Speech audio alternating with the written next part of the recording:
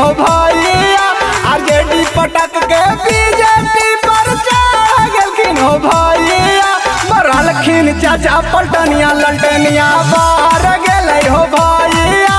मरलखिन चाचा पलटनिया ललटनिया बाहर गेलै हो भैया। नीतीश चाचा के चक्कर में बीजेपी पार गेलै हो भैया।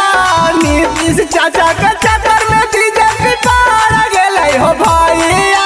मरलखिन चाचा पलटनिया ललटनिया बाहर गेलै हो भैया।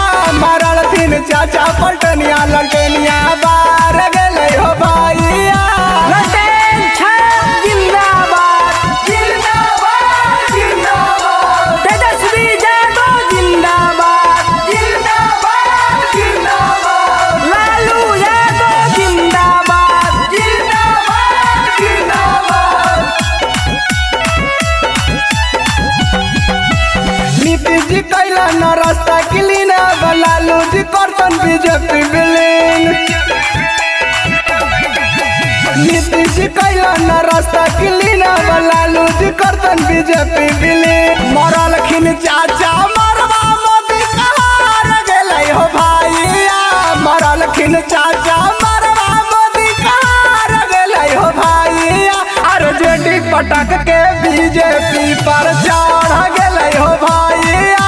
तेजस्वी भैया के झंडा अब फहर गेलै हो भैया।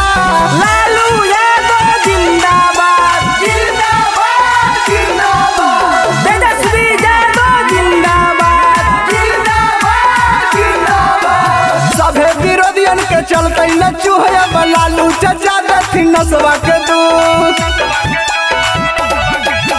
सभे विरोधियन के चलते न चूहे लालू चाचा देथिन नसवा के दूध। रितेश मधेश मनवा अब बढ़ गेलै हो भैया। उपेंद्र दिलखुश के मनवा अब बढ़ गेलै हो भैया। आरजेडी पटक के बीजेपी पर चढ़ गेलै हो भैया। आरजेडी पटक के बीजेपी पर चढ़ गेलै हो भैया। माँ अम्बे रिकॉर्डिंग स्टूडियो आमी।